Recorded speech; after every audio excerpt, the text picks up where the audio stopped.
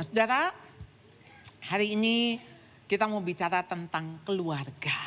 Ya, di tahun 2002, ya 22 saudara, jadi sekarang udah 2026 ya. Di awal tahun saya kedatangan sepasang suami istri yang konseling lewat Zoom. Dan suami istri ini, papa mama ini sangat berat.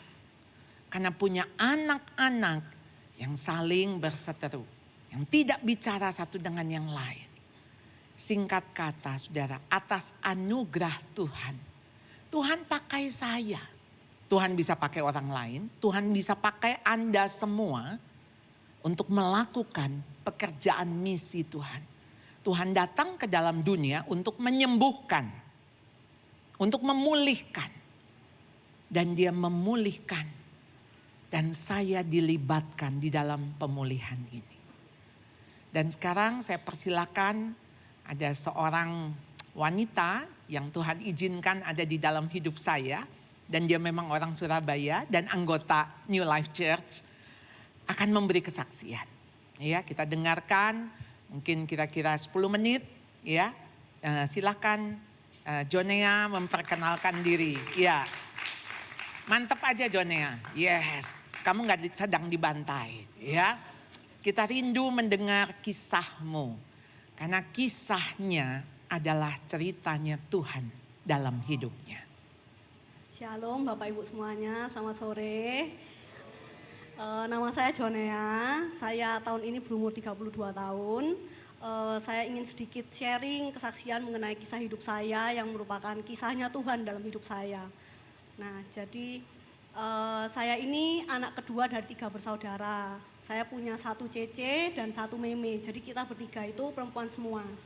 Nah, tapi sayangnya cara papa membesarkan Cece dan adik saya itu berbeda dengan cara membesarkan saya. Jadi Cece sama Meme saya itu disayang, dimanja, sedangkan saya itu dituntut. Jadi kalau sama Cece itu bolehlah kamu nilai sekian, kamu udah dikasih hadiah. Kalau saya itu enggak, saya itu kamu harus bisa segini. Kalau bisa 9, kenapa enggak 10? Kenapa enggak kamu harus juara kelas? Dan saya itu kayak merasa dituntut untuk lebih dan lebih. Padahal saya merasanya kan sebagai anak kedua, saya harus mengikuti jejaknya Cece ya, bukan saya yang menjadi contoh bagi Cece gitu. Terus selain itu saya tuh juga selalu disuruh ngalah sama papa. Jadi kalau sama Cece itu dibilangnya kamu tuh adiknya ngalah sama Cece. Tapi kalau sama adik itu dibalik. Kalau sama adik dibilangnya tuh adikmu tuh masih kecil, jadi kamu yang ngalah sama adik.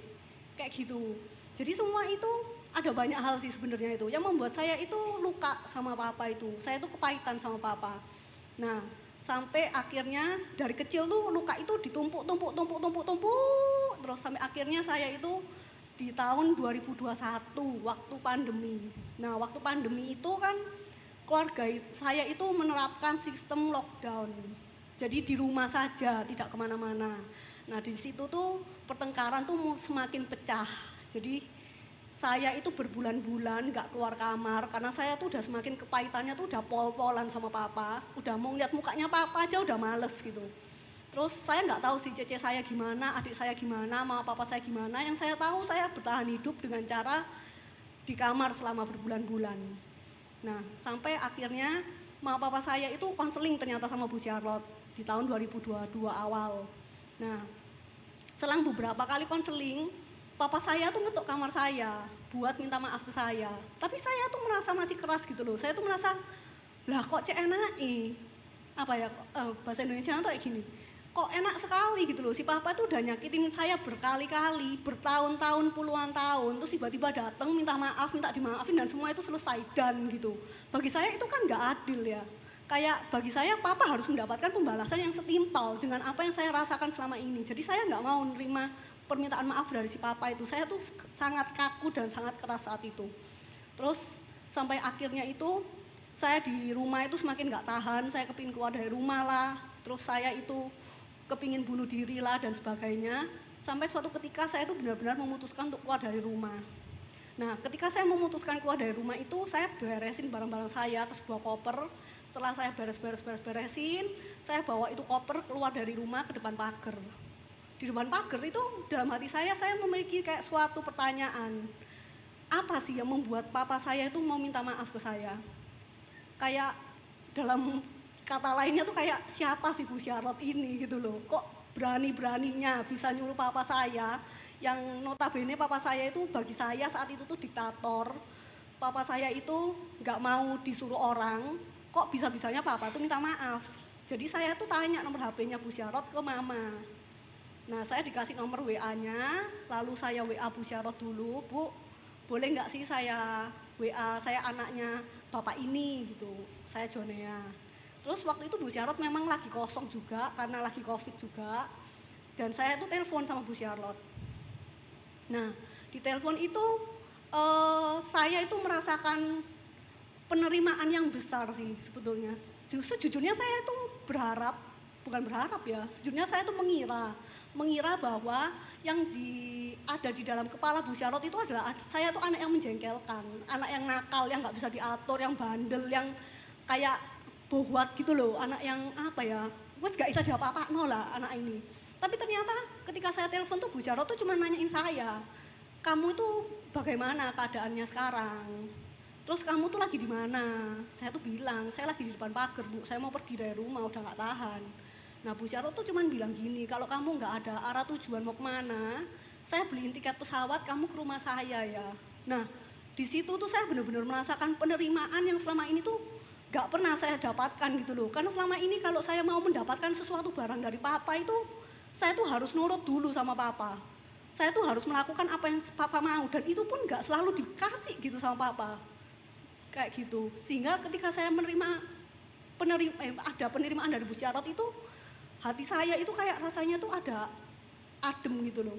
Waktu itu saya nggak menyadari bahwa itu Tuhan, karena dulu saya bukan anak yang ketuhan-tuhanan, saya itu orang yang tidak bisa merasakan Tuhan dulu itu. Nah tapi waktu itu saya itu masih keras sih, jadi saya nggak mau ke rumah Bu Syarot, saya milih ke rumah tante saya manggilnya Wai, cecenya mama. Nah di rumah Wai itu di Jakarta, saya tinggal tuh hampir 1 bulan di sana. Di akhir-akhir hari saya tinggal di sana itu, Wai itu cerita ke saya tentang hati Bapak yang mengampuni, yang mengasihi, gini gitu. Dan hati saya tuh tergerak untuk mengampuni Papa gitu. Saya memutuskan untuk mengampuni Papa, tapi ternyata mengampuni itu nggak gampang. Ketika saya memutuskan untuk mengampuni Papa, ternyata yang saya kira itu adalah akhir dari permasalahan di rumah, itu ternyata menjadi awal permasalahan bagi saya. Karena di dalam diri saya ini kan masih saya membawa karakter saya yang lama, yang masih suka marah sama papa, emosian lah, kayak gak terima, kayak saya merasa gini gak adil gitu, gak adil. Terus saya itu masih tetap manusia yang lama gitu. Saya masih besoknya bisa marah sama papa, besoknya itu kayak ganti ngapain ngampuni papa kayak gitu.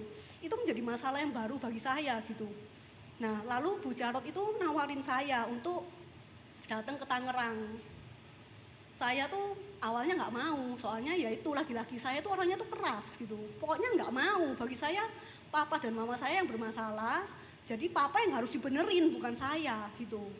Nah tapi nggak tahu ya gimana ceritanya, Tuhan itu memang hebat sih. Saya mengakui sekarang bahwa Tuhan itu hebat. Dengan caranya Tuhan melembutkan hati saya sehingga saya itu bisa datang ke Tangerang di bulan Juli 2022. Nah di sana itu Bu Syarot itu kan punya sekolah yang didirikan sama Bu Syarot. Saya itu disuruh datang ke sana setiap hari. Dengan ngantuk-ngantuk saya datang ke sekolah karena harus jam 6:30 pagi untuk devosi. Saya kan biasanya bangunnya siang ya. Itu ya terpaksa sih saya bangunnya pagi. Saya terpaksa bangun pagi, tapi saya merasakan hasil dari devosi itu. Ternyata dengan devosi itu saya semakin mendekat dengan Tuhan. Saya mengalami hubungan yang nyata dengan Tuhan. Dan di sana itu saya sangat terbantu dengan komunitas yang ada di sana. Kan nama sekolahnya tuh Atalia. Nah di komunitas itu saya merasakan penerimaan yang apa ya, yang selama ini nggak saya duga akan saya dapatkan gitu. Yang dulu saya pertama kali saya masuk ke Atalia, yang saya takutkan itu adalah saya nggak bisa klik sama mereka, saya nggak bisa nyambung. Karena saya kan orang Surabaya, ngomong itu medok, ceplas-ceplos. Sedangkan orang Jakarta itu beda, kalau ngomong itu nadanya itu mendayu-dayu gitu loh. Nah saya tuh takut dengan suara saya yang seperti ini. Tapi ternyata di sana saya tuh diterima. Bahkan di sana itu kayak ya mereka nggak masalah gitu dengan saya yang seperti ini. Terus dengan masa lalu saya dengan papa, dengan apa, mereka itu menerima. Dengan sikap saya yang masih mut-mutan lah, uring-uringan, suka marah apa, mereka itu menerima semuanya itu.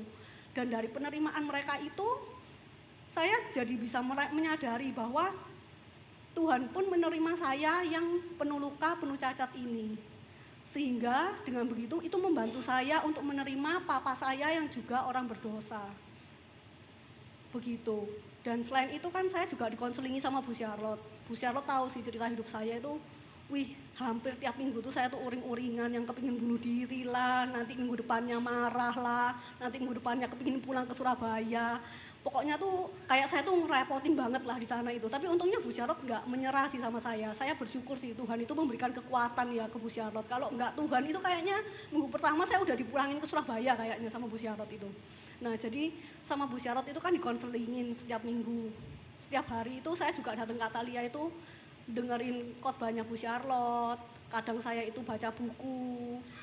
Dulu saya bukan orang yang suka baca buku sih, tapi ya karena tujuan saya ingin pemulihan diri, jadi saya ya berusaha juga lah ya. Saya berusaha baca buku, saya mendengarkan khotbah dan lain-lain.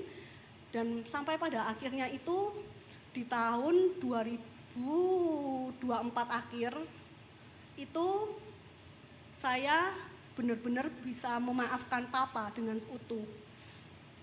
Jadi saya merasakan bahwa bukan saya sih sebenarnya yang bisa maafin papa. Saya mendapatkan kekuatan dari Tuhan untuk bisa mengampuni papa secara utuh.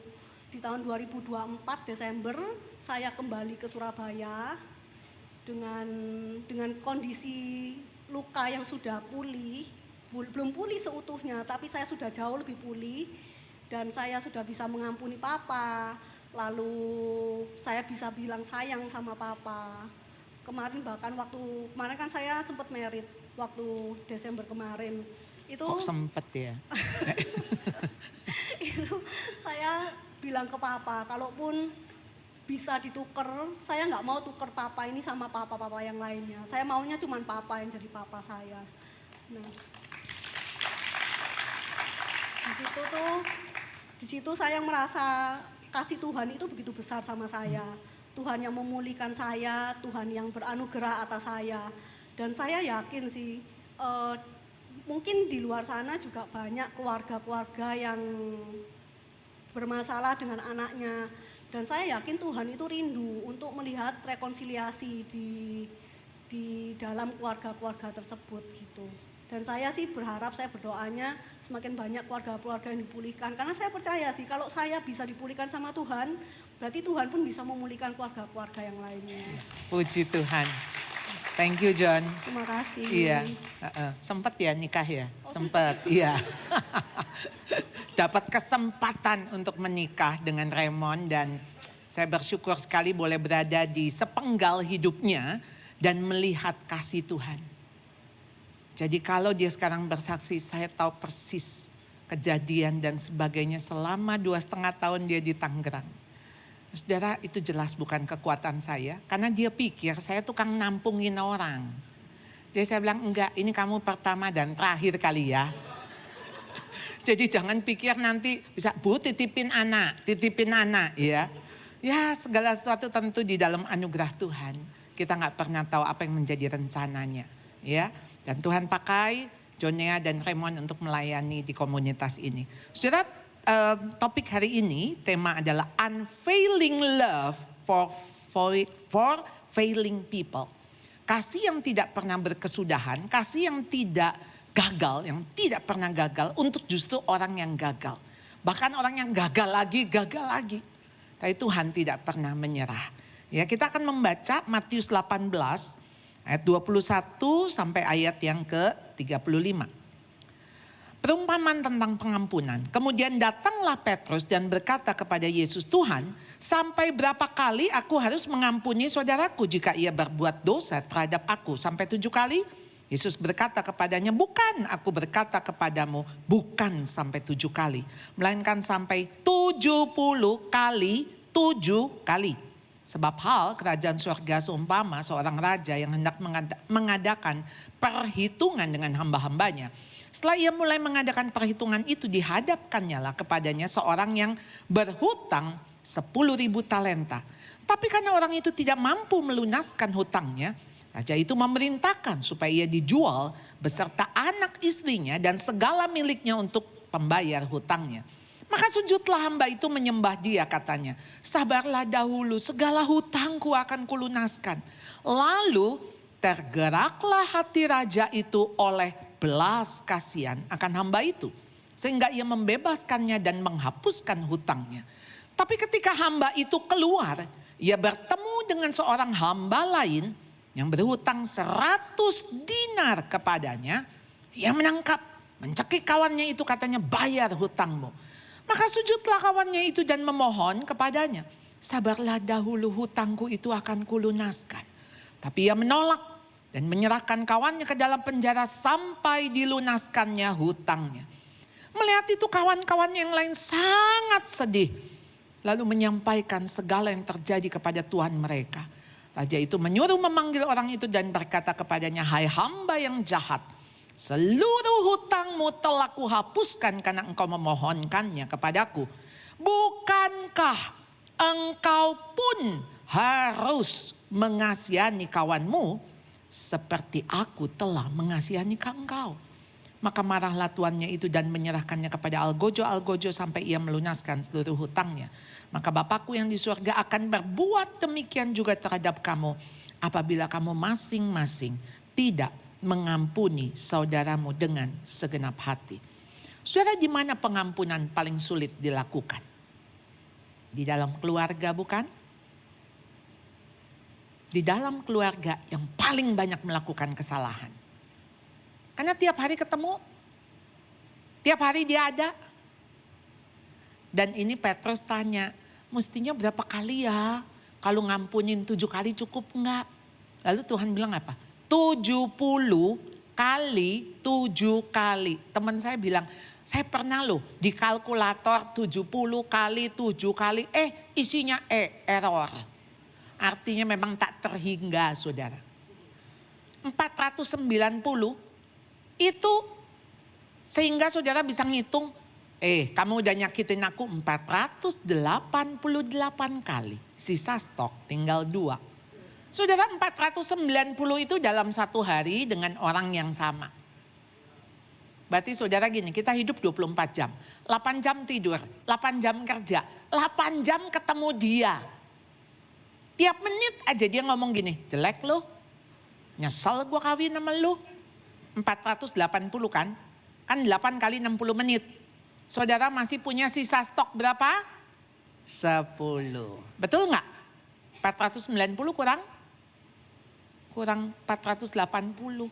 Besok stoknya 490 lagi. Jadi memang nggak ada habis-habisnya. Jadi saudara, di dalam Efesus 4 ayat 32. Tapi hendaklah kamu ramah seorang terhadap yang lain, penuh kasih mesra dan saling mengampuni. Sebagaimana Allah di dalam Kristus telah mengampuni kamu. Alasan kita mengampuni bukan karena dia layak diampuni.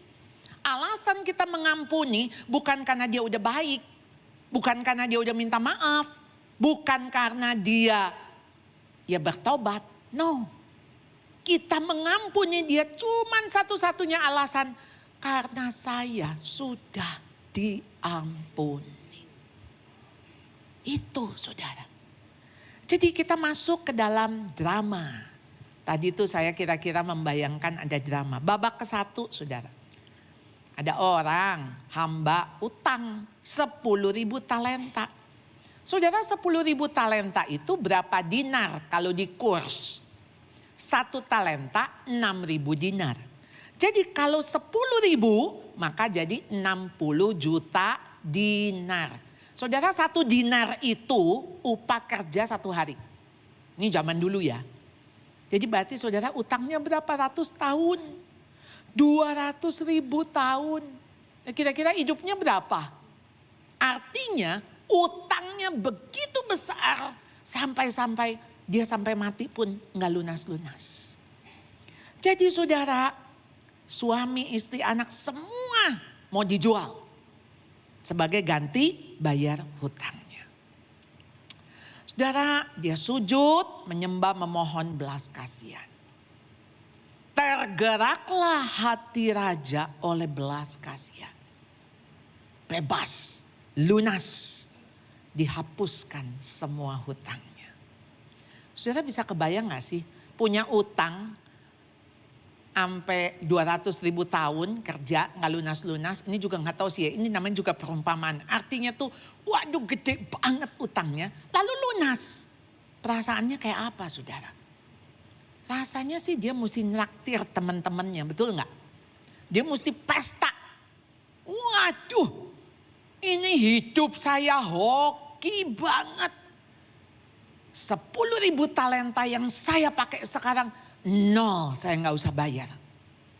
Saudara, tapi sesuatu yang ironis. Ini kita lihat babak kedua. Dia keluar, dia ketemu pegawai yang lain. Punya utang 100 dinar. Saudara gini aja, gak usah pakai dinar, pakai tun. Cepek tun sama lakcap tiao. Waduh ya, 60 juta sama cepek. Saudara sekarang aja udah gak ada polisi cepek kan? Polisi berapa ceceng ya sekarang? Ya, kita kasih cepek mah diomelin ya. Minimal sekarang 2.000 lah ya, 1.000 gitu kan. Saudara dia utang 100 dibandingin 60 juta. Dia apain saudara? Ya, 100 dinar itu 3 bulan kerja. Dia tangkap, dia cekek. Dia menolak permohonan temannya dan temannya dimasukin ke penjara. Ironi sekali bukan? Kita lihat babak ketiga. Teman-temannya yang ngedengar, yang ngelihat, yang tahu sedih. Dan raja juga jadi marah. Kenapa? Karena hamba ini jahat. Hamba ini dia nggak sadar bahwa dirinya yang terima pengampunan, ya, yang 60 juta dinar itu diampunin sebagai anugerah pengampunan, yang artinya di dalam 60 juta dinar itu termasuk utang temennya yang cepek, yang udah dilunasin sama si raja. Betul gak saudara? Kenapa sekarang dia merasa lu utang cepek bayar? Loh cepek itu udah include di 60 juta lah, dia bisa ngutangin cepek dari mana? Ya dari utang dia sama raja kan. Sekarang utangnya udah lunas. Loh kok sekarang malah dia nuntut yang cepek, apa artinya saudara?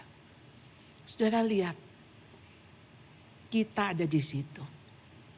Kita gak sadar loh, dosa kita yang besar sama Tuhan, Tuhan udah pikul di kayu salib. Tapi kita kalau marah sama orang, kita dendam sama orang, dia utang gak bayar, dia nyakitin kita, dia hina kita.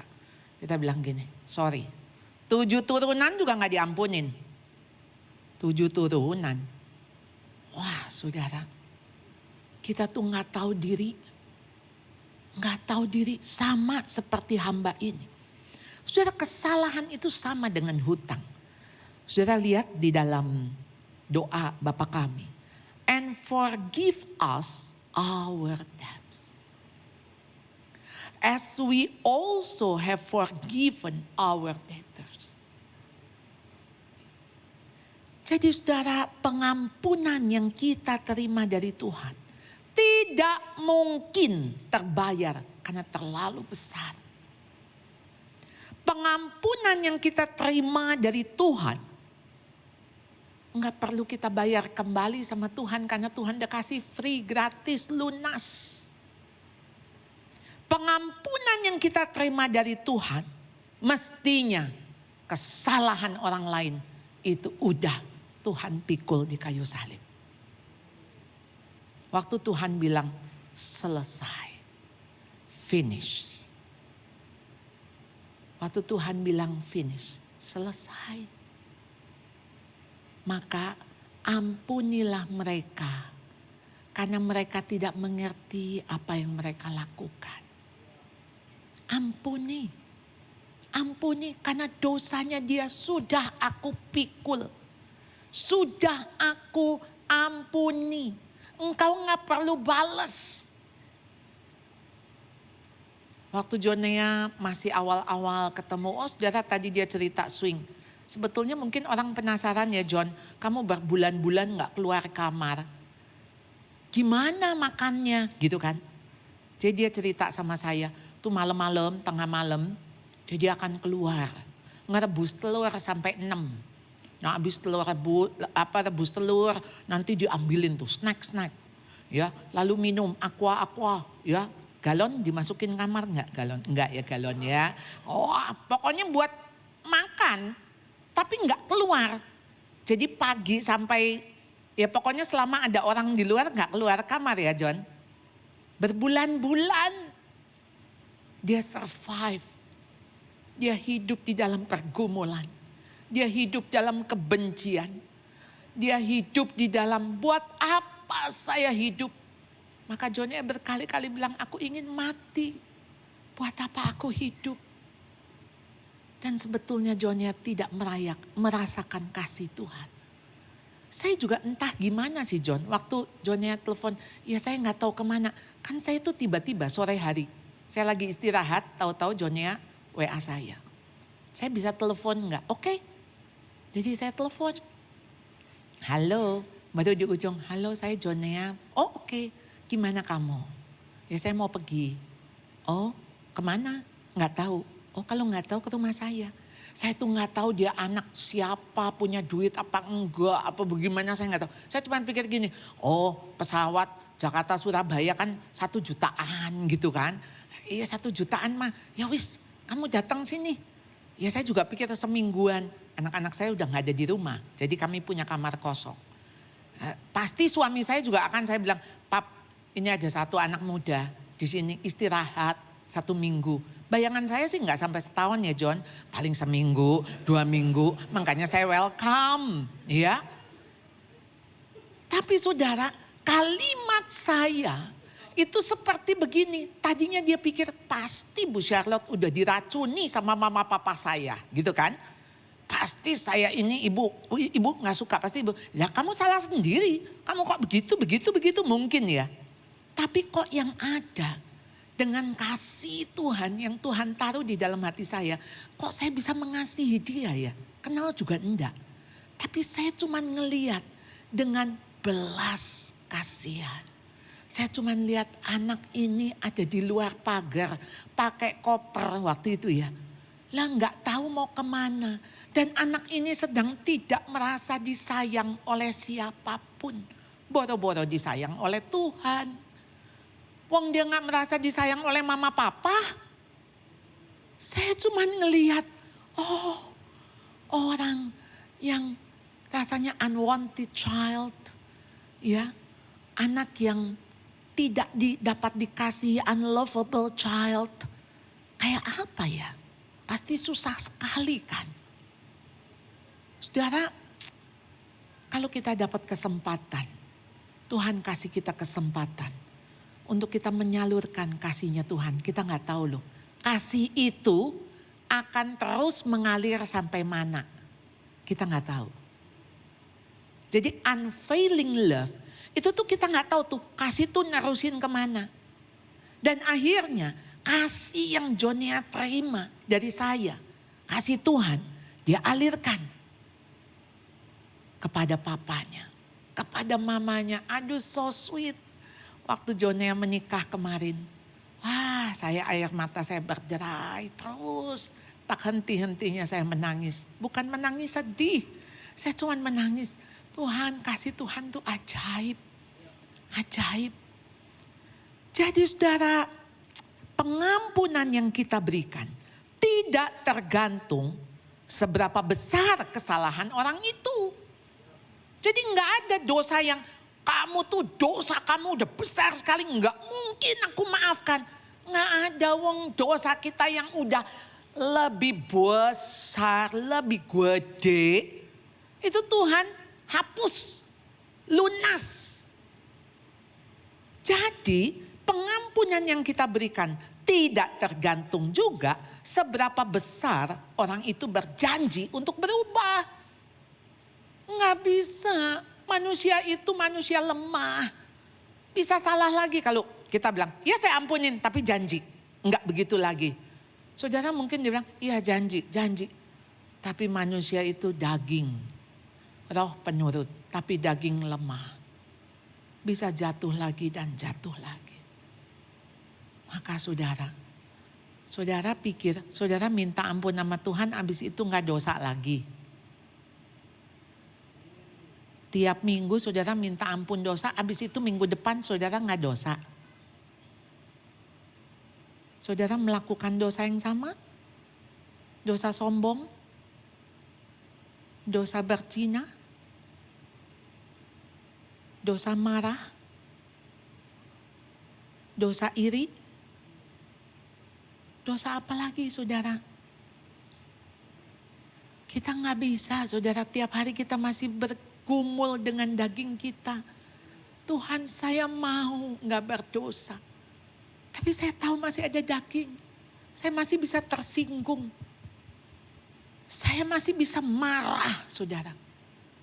Saudara, daging saya lemah. Paulus bilang, yang aku ingini yang baik. Tapi yang kulakukan yang jahat. Kita masih berjuang dengan tubuh kita. Selama kita di dunia yang berdosa. Jadi saudara, pengampunan yang kita berikan tergantung seberapa besar kasih yang dimiliki untuk mengampuni orang itu. Seberapa besar saudara terima itu 60 juta dinar. Saudara, seberapa besar itu juga yang saudara alirkan. Karena saudara punya, maka anugerah pengampunan harus dialami oleh kita yang sudah diampuni oleh Tuhan. Kita berikan anugerah itu. Kita dapatnya cuma-cuma, kita berikan juga cuma-cuma. Cuma-cuma saudara. Saudara gak perlu bayar utang saudara. Udah dibayar sama Tuhan di kayu salib. Ngapain saudara pegang utangnya orang? Ngapain kesalahan orang itu saudara genggam? Ngapain saudara masih dendam? Buat apa saudara?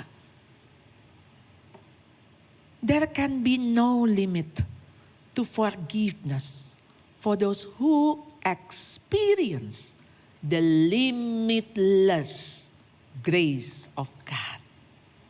Nggak ada batas. Nggak ada batas saudara. Kita mengalami kasih Tuhan yang tak terbatas.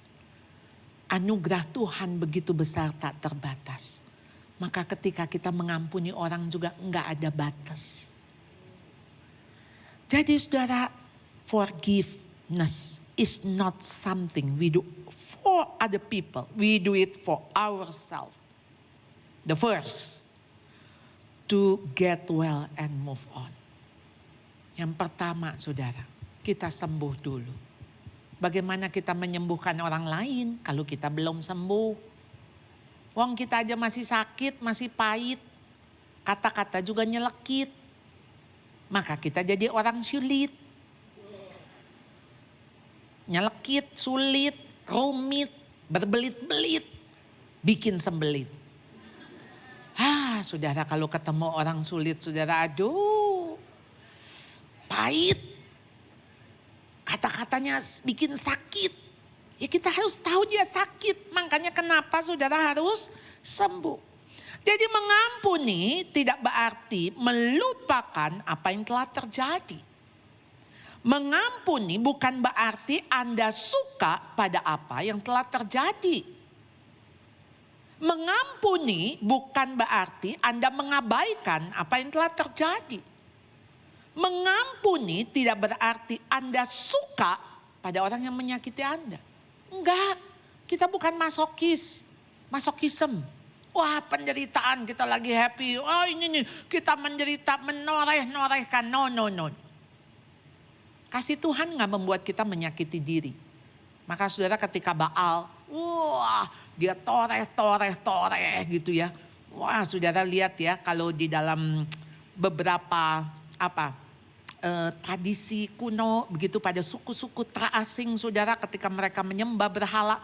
Mereka nyakitin diri saudara, tusuk-tusuk diri saudara. Kasih Allah bukan demikian. Jadi mengampuni berarti Anda tidak lagi merasa marah.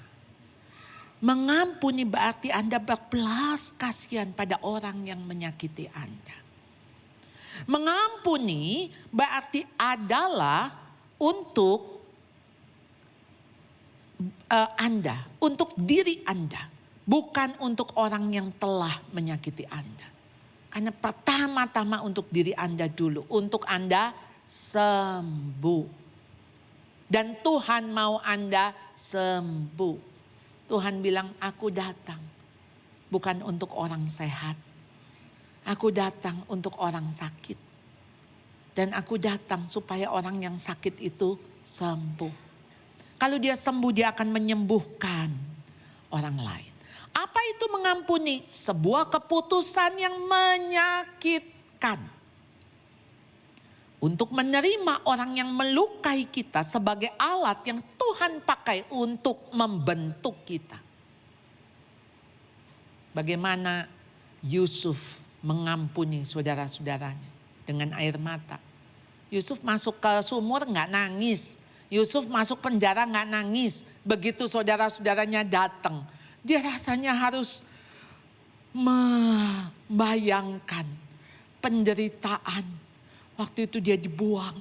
Dia mesti berjuang di rumah Potifar. Dan dia harus ada di penjara. Saudara, seperti itu gambaran yang membuat dia kenapa dia menangis. Karena dia tahu pernah ada luka di situ. Tapi saudara, kita lihat di sini keputusan yang dimulai dari saya.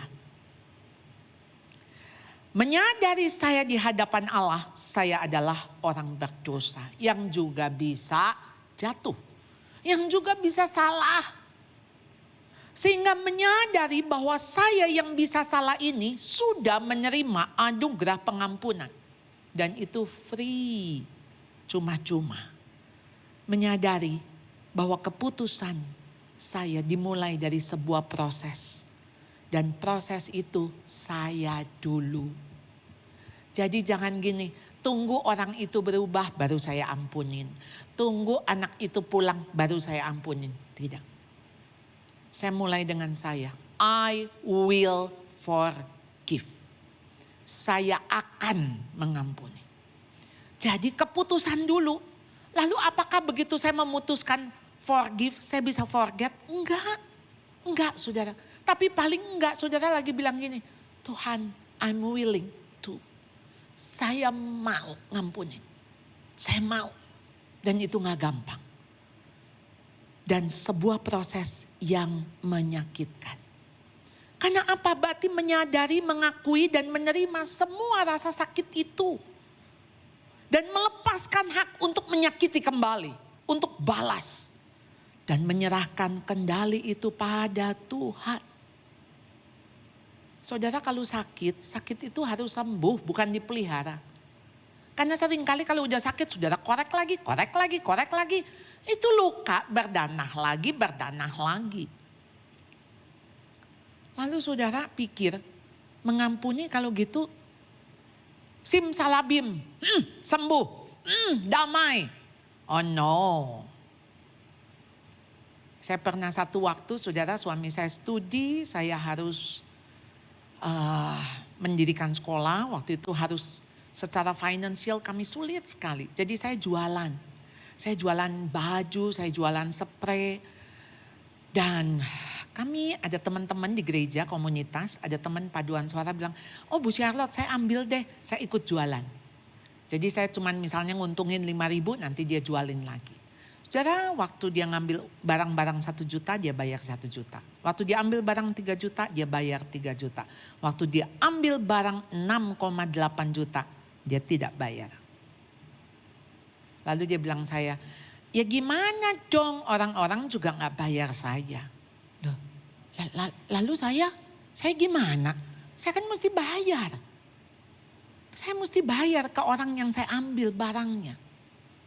Dia bilang, habis gimana? Ya ibu aja ambil dia tuh, ke orang-orang ini ada daftarnya kok. Ambil aja barangnya. Ya gak bisa gitu.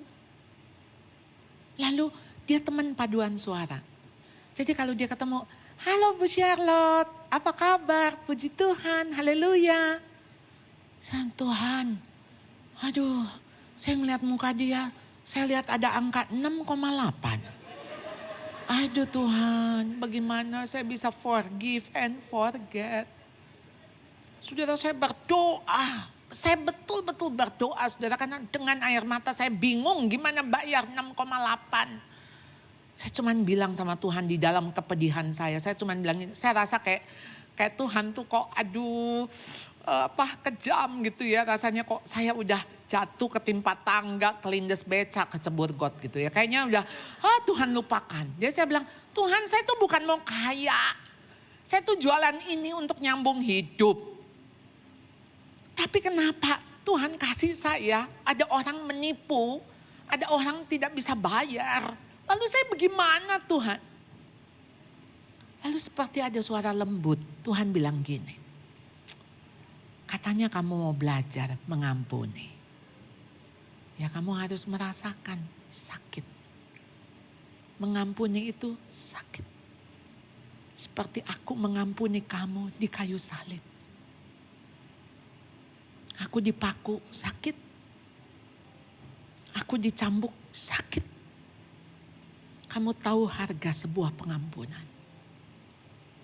Saudara, saya berlutut, saya cuma bilang Tuhan saya gak layak. Saya gak layak. Dia cuma baru utang saya 6,8, baru uang yang hilang, belum nyawa saya. Ya udah Tuhan, saya mau ampuni. Tuhan tolong saya. Untuk saya bisa melunasi. Saudara, saya 6,8. Saya bisa lunasin 3 bulan. Habis itu saya gak jualan lagi. Saya bilang, Tante kayaknya saya gak bakat jualan. Oh gak apa-apa Charlotte, memang kalau jualan mesti ngalamin kayak gini. Cukup Tante. Ya. Saya di sekolah aja. Saudara, kalau saya gak ngalamin itu, mungkin hari ini saya gak ada di sini. Saya ada di Mangga 2. Lagi jualan spray. Ya saudara. Jadi apapun yang kita alami, Tuhan itu punya plan. Maka saudara, waktu Yusuf ngomong sama saudara-saudaranya, kamu telah mereka-rekakan yang jahat terhadap aku, tapi Allah telah mereka-rekakannya untuk kebaikan. Dengan maksud melakukan seperti yang terjadi sekarang ini, yakni memelihara hidup suatu bangsa. Karena apa saudara? We know that God causes all things to work together for good to those who love God. Segala sesuatu mendatangkan kebaikan. Tapi syaratnya 2. Bagi mereka yang mengasihi Dia dan yang terpanggil sesuai dengan rencananya. Baik. Semua baik. Jadi sebuah persepsi harus berubah. Melihat Tuhan berdaulat dalam setiap kejadian. Next. Percaya akan program, proyek, prosesnya Tuhan dalam rancangannya sesuai dengan tujuan yang Tuhan inginkan dalam hidup kita. Bersyukur kepada Tuhan bahwa Tuhan bisa memakai luka yang kita alami bagi pekerjaannya, bagi kemuliaannya. Gak usah takut dengan luka. Luka itu bisa sembuh. Jangan takut terluka. Tuhan lebih dulu udah terluka di salib. Asal kita datang kepada Tuhan. Dan Tuhan bilang, luka-lukamu aku sembuhkan dengan luka-lukaku. You are healed. I am healed by His wounds. Melalui bilur-bilurnya, aku sembuh. Saudara tahu ada satu buku, yaitu The Hiding Place. Saudara, buku ini ditulis oleh Corrie ten Boom. Dia pernah ditangkap oleh Nazi. Saudara, satu hari di di camp Nazi. Next gambar.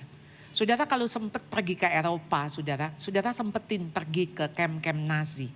Ini camp Nazi ini camp Holocaust. Dan saudara bisa ngeliat tuh, ya ampun itu ranjang. Jadi memang isinya ratusan, ruangannya nggak gede. Jadi kebayang dong kayak apa manusia dijejelin, udah bukan manusia lah. Udah kayak sarden, udah aduh. Lalu kemudian Betsy di dalam bukunya, si Cory dan Betsy itu kakaknya. Betsy satu hari bilang gini, kita mesti mengucap syukur dalam segala keadaan. Cory bilang, oh dengan kutu-kutu ini.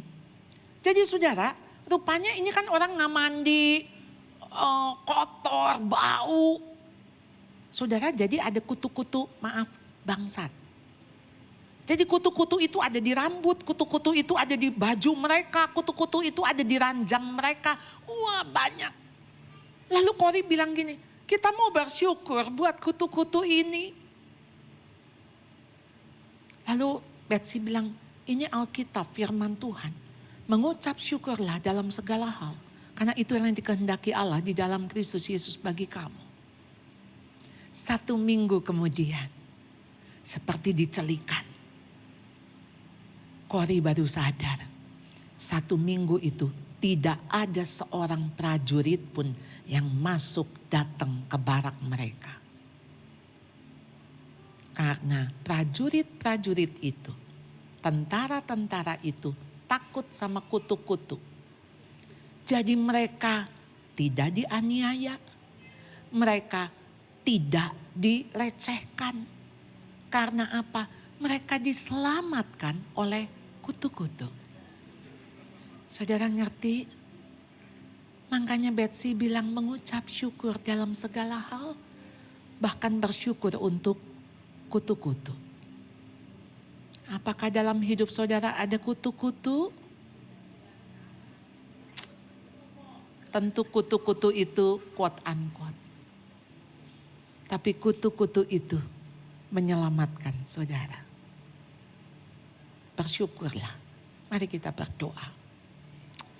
Tuhan, terima kasih untuk unfailing love. Love it never fails.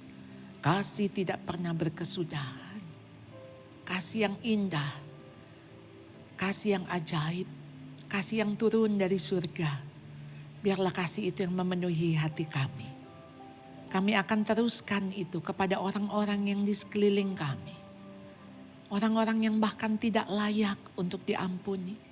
Tapi Tuhan sudah katakan dosanya sudah kuampuni. Sudah selesai. Kami bersyukur Tuhan, kami tidak perlu menanggung kesalahan itu lagi. Kami tidak perlu dendam.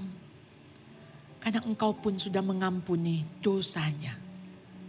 Tuhan tolong kami sadar anugerah Tuhan lebih besar daripada kesalahannya, daripada dosanya. Belas kasihan Tuhan lebih besar untuk apa yang dilanggar olehnya. Oleh karena itu Tuhan, dekap kami, peluk kami, masuk ke dalam kasih karunia-Mu yang selalu baru setiap pagi. Your grace and mercy are new every morning. Terima kasih Tuhan. Terima kasih. Kami tidak perlu meminjam anugerah yang kemarin. Karena Tuhan sediakan selalu baru. Selalu baru. Kami bersyukur, kami hanya memohon di dalam nama Tuhan Yesus. Yang sudah menyelamatkan kami. Mari semua yang percaya katakan, amin.